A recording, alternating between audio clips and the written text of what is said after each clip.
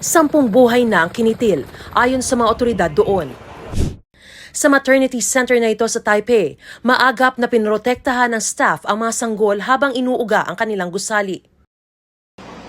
Sa ngayon, sinimulan na ang paggiba sa mga gusaling nasira. Ang mga sugatan, pumalo na sa mahigit 1,000, kabilang ang 3 Pinoy. Ang unang 2 dinala sa ospital pero na-discharge na rin. One had head injury, parang may debris na kisame na tumama. It's a minor head injury.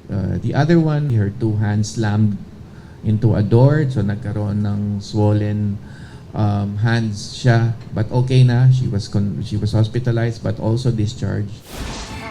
Ang ikatlo naman na hinimatay noong lindol ay si Christine Gumahin na natuntun ko habang nakakonfine sa ospital.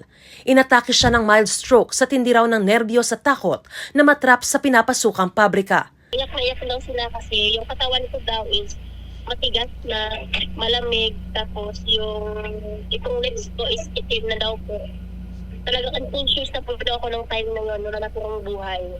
Kasi yung dun sa monitor daw yata, nakita nila na straight na siya. Na-revive lang daw siya ng mga doktor na malaking advance na regalo raw, lalo't kaarawan niya ngayon.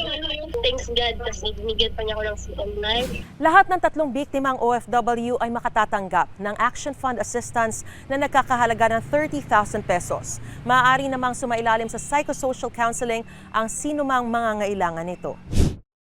Nahilo rin hanggang sa himatayin ng Pilipinang si Charm Villegas na empleyado ng isang paggawaan ng mga laptop sa Taoyuan, Taiwan. Nagkamalay siya matapos lapatan ng paunang lunas ng mga katrabaho.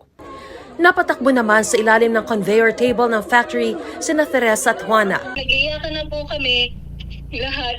Kasi ang tagal niya po kasi mami, Lord, tabang yung akala mo lang po talaga na katapusan na po talaga namin. Bigla ako naisip na kumuha ng video kasi nga, in case na ano man mangyari sa amin, may makikita sila sa amin kung ano nangyari sa amin. Dala ko yung mga passport ko, mga requirements. Emergency ma'am kasi hindi ko namin alam kung ano mangyari ulit. Naisip ko na rin po yung ganun ma'am. Na ano? Na umuwi ng Pinas ma'am, pero sa ngayon ma'am siyempre wala pa rin po ipon. Kailangan lumaban po para sa pamilya.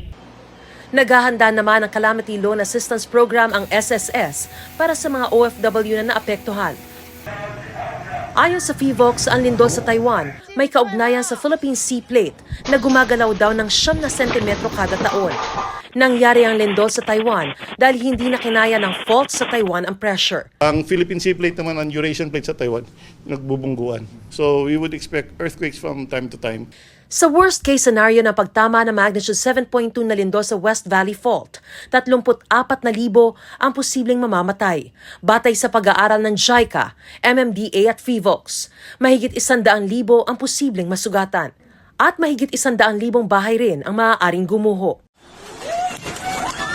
Sabi ng FIVOX, may mas malalakas na lindol pang pwedeng mangyari sa Pilipinas. For example, the Philippine Trench here in Samar, it's capable of generating 8.1 event. And when that happens, pwedeng mag-generate ng tsunamis as high as 10 meters. Dito naman sa Manila Trench, pwede rin siyang mag-generate ng 8.3 earthquake. Para sa GMA Integrated News, Mariz Umali ang inyo. Saksi.